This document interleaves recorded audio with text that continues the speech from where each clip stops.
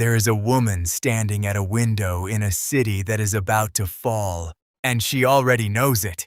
She has heard the stories. She has heard what happened to the armies east of the Jordan, how a whole generation of Egyptian soldiers drowned in water that stood up on both sides like walls, how two kings named Sihon and Og were destroyed so completely that their names became warnings.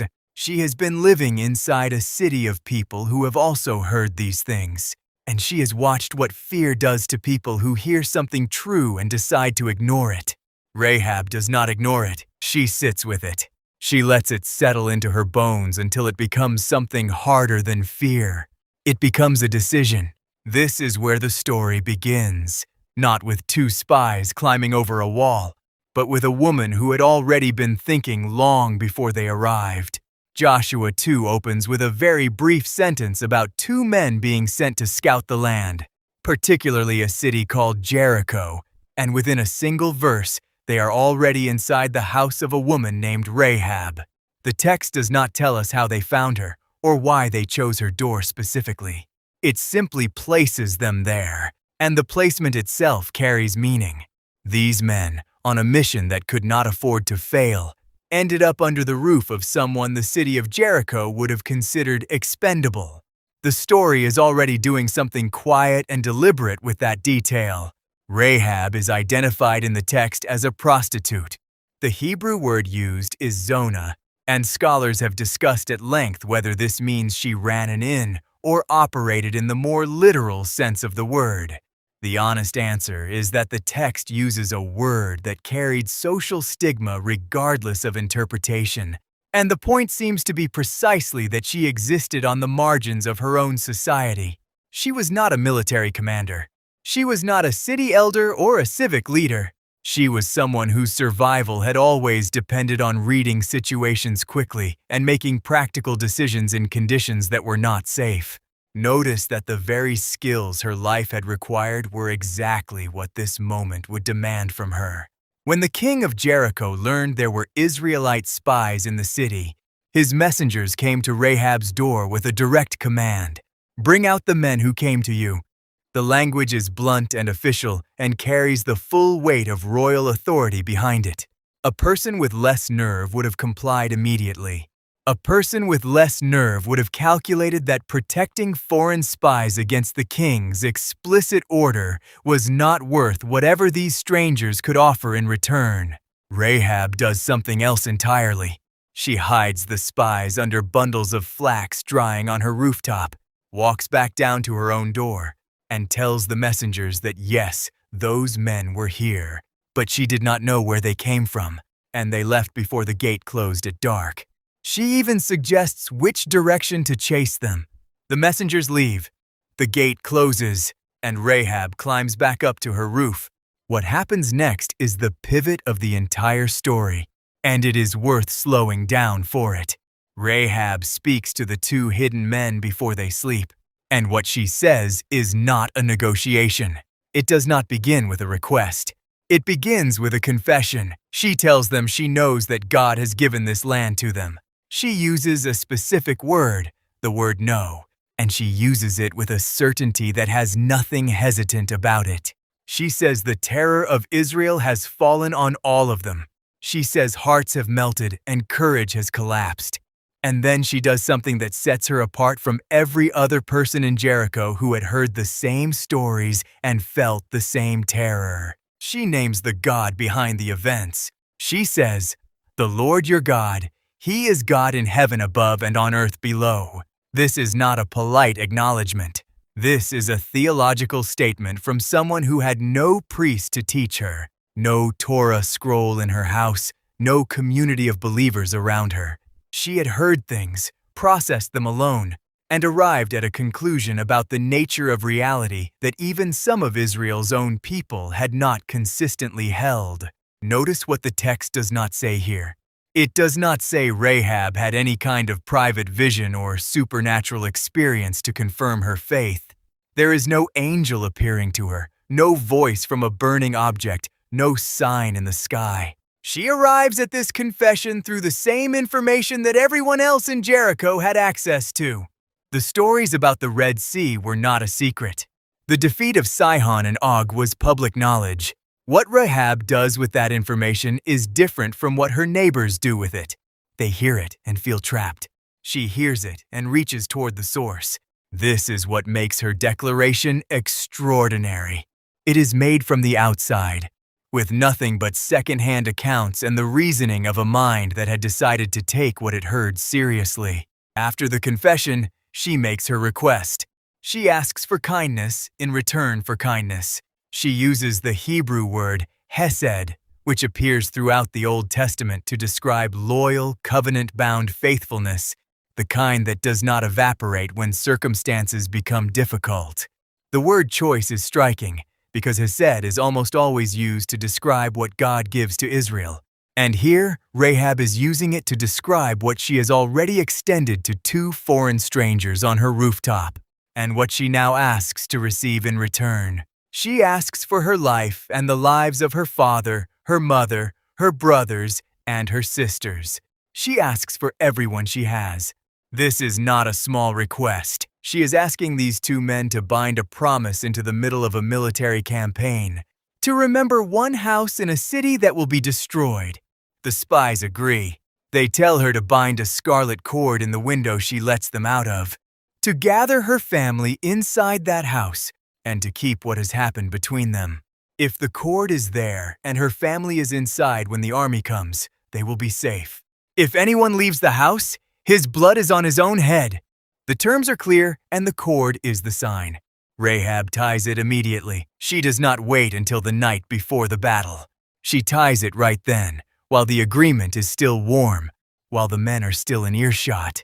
That small immediate action is a picture of everything the text wants to show us about who this woman is. She commits before she has any reason to feel secure. She acts on a promise made by two men whose army is still on the other side of a flooded river. Now Joshua 6. The walls of Jericho fall after 7 days of marching and 1 long day of circling, and 1 sound of trumpets and 1 shout from 100,000 throats. The text describes the walls falling flat, and the army goes straight in, every man, from wherever he is standing. Everything inside the city is placed under what the text calls the ban, a devotion to destruction that was total. But 2 men move through the falling city toward one specific house. Joshua 6:22 records that Joshua tells those same 2 spies to go bring out the woman and all who belong to her, as they swore to her. The language has that quality of completing something that was already in motion. The spies had made a promise. The promise is now being honored inside a catastrophe. Rahab and her entire household come out and are placed outside the camp of Israel. The text says she has lived among Israel to this day, and the word "this day" suggests a scribe writing from a later vantage point, looking back at a woman who had made one terrible and irreversible decision, and had survived it into a future she could not have fully imagined. Joshua 6:25 gives us the simplest summary of everything that happened to her. She lives, her family lives, she dwells with Israel. And then the text moves on because the text has other things to record. But something was planted there that the New Testament will come back to name. Matthew 1:5 appears in the genealogy of Jesus, a list of names that Matthew uses to trace the lineage from Abraham to the Messiah. Most genealogies in the ancient world excluded women entirely unless their inclusion made a specific point. Matthew includes 5 women in this genealogy, and each one carries a story that a careful reader would immediately recognize as complicated and unusual. One of them is Rahab.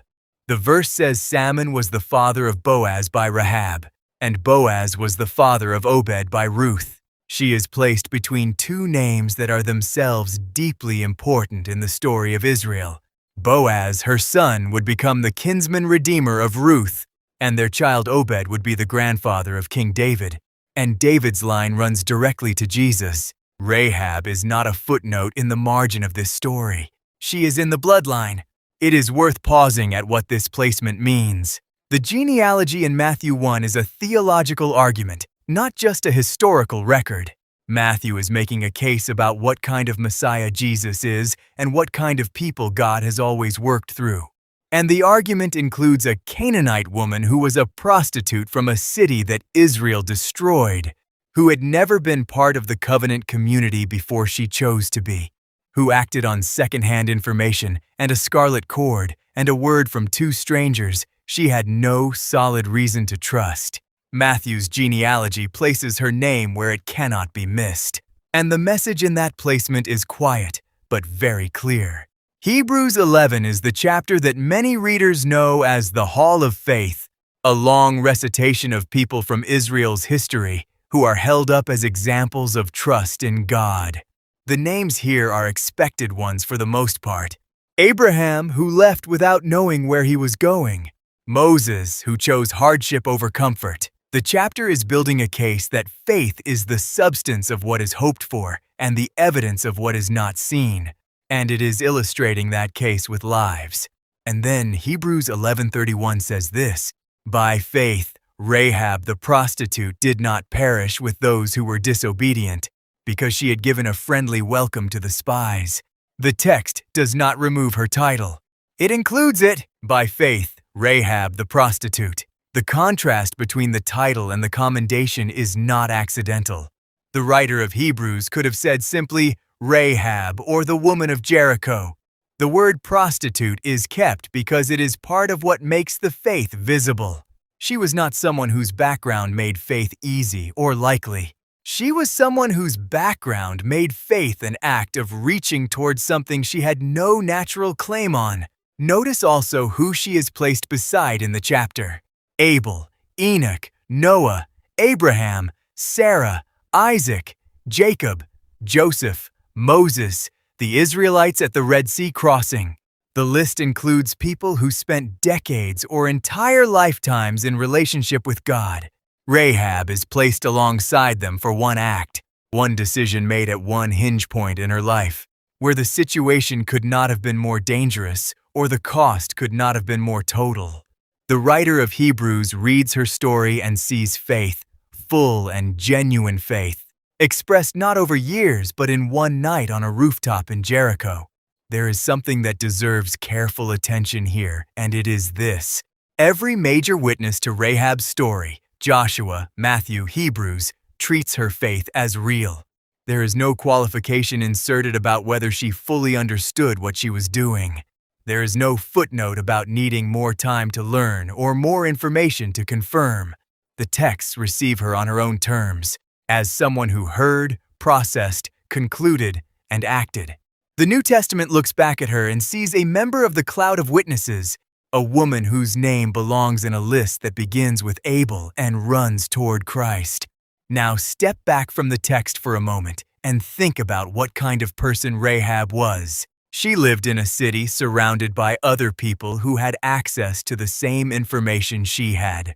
She was not born with more spiritual sensitivity or handed a special advantage. She heard what everyone else heard about the God of Israel, and she made a different interpretation of it than the people around her. The people around her heard the stories and felt fear but stayed still. Rahab heard the stories and felt fear but moved toward the source rather than away from it. She did not wait until she understood everything. She did not wait until she felt safe or certain. She made a decision in the middle of the unknown, with everything at stake, and she acted on it before she had any confirmation that it would work. This is also a story about an irreversible decision. Once she hid those spies and sent the king's messengers down the wrong road, there was no way to walk that back. If the Israelite army had not come, or had come and been defeated, or had come and not remembered one woman in one house with a scarlet cord in the window, Rahab would have been on the wrong side of everything. She had committed treason against her city for a God she had only heard about. She had staked her life and the lives of everyone she loved on the faithfulness of a promise made by two men who had no real power in that moment to guarantee anything. The decision was made in the dark, in the middle of risk, with incomplete information and no certainty of outcome. This is actually what the text wants us to understand about faith. Hebrews 11:1 defines faith as confidence in what we hope for and assurance about what we do not see. Rahab had not seen the Red Sea open. She had heard about it. She had not seen Sihon and Og defeated. She had heard about it. Faith worked in her through hearing, and she responded with action before seeing. There is a practical word here for anyone standing at a decision they cannot undo. You may be at a place where choosing one direction means that the door behind you will close. You may be at a point where acting on what you believe to be true means you will look very wrong if it turns out to be false, and where the risk is not abstract but involves actual people and actual relationships and actual consequences. Rahab's story does not promise that every act of faith will be followed immediately by falling walls. The walls fell after 7 more days and a year of preparation and a flooded Jordan and everything else that had to happen first. What her story does hold out is something else. It holds out the possibility that a single decision made in genuine faith, made from the outside, made with secondhand information, made in a night when nothing was certain, can be the thing that places a person permanently inside a story much larger than themselves. Rahab did not know she was being written into the genealogy of a Messiah who would not be born for 1,000 years. She only knew what she had heard, and she decided that what she had heard was true enough to stake everything on. And it was. There is also something worth naming about the cord. The scholars who have written about this detail note that the word used for the scarlet cord in Joshua 2 is different from the word used for the cord in Joshua 6:25 when Rahab is described after the fall. But both uses point to the same object and the same significance. The cord is the covenant sign. It is the visible mark of a promise between two parties who have no legal bond, no shared tribe, no common language of obligation. The cord is red, and in a book where blood marks thresholds and marks the beginning of belonging, the red cord in Rahab's window is quietly doing something. It marks her house. It says something has been agreed. It says someone is coming who will remember. There is a moment in this story that tends to get overlooked because the dramatic elements around it are so loud.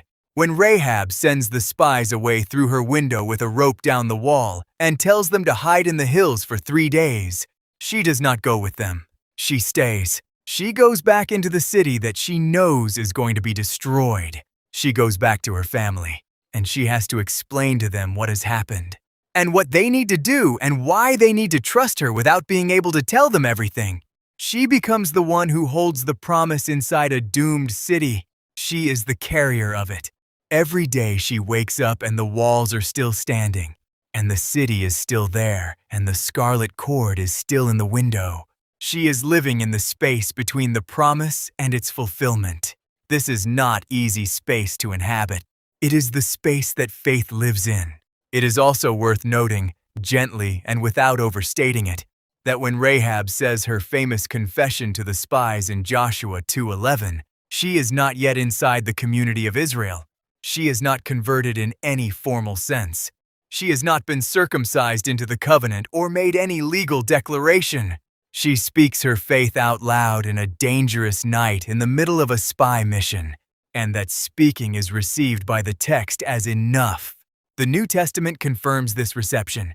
Hebrews does not say she became worthy of faith later. James 2:25, which also mentions Rahab, uses her as an example of faith demonstrated by works, the same role given to Abraham. A Canaanite woman from Jericho is placed beside Abraham as an example of the relationship between faith and action. The text holds her there without embarrassment or qualification. And then Matthew 1:5 again. Salmon was the father of Boaz by Rahab. There is a great deal that the text does not tell us about how this happened. It does not tell us how Rahab came to be married to a man named Salmon, or what her life looked like in the years between leaving Jericho and the birth of Boaz. It does not tell us whether the transition was difficult, or how long it took for her to move from outsider to someone embedded enough in the community of Israel to become an ancestor of its greatest king. What the text gives us is the endpoint. She is there. She is in the line. Her name is included in the genealogy that Matthew uses to argue for the identity of Jesus as the fulfillment of everything Israel had been waiting for. The woman who was on the outside chose the inside, and the inside made room for her in the most permanent way possible. Consider what we have traced across 4 texts. Joshua 2 gives us the act. A woman, alone in her assessment of reality, makes a decision to side with a God she has never worshipped in a tradition she was not born into, and seals it with a cord and a hidden roof and a lie told to a king's men and a request for Hesed. Joshua 6 gives us the outcome. The walls fall. The city burns. One house holds. The woman and her family come out and she lives among Israel. Matthew 1 gives us the implication. She is in the genealogy of Jesus.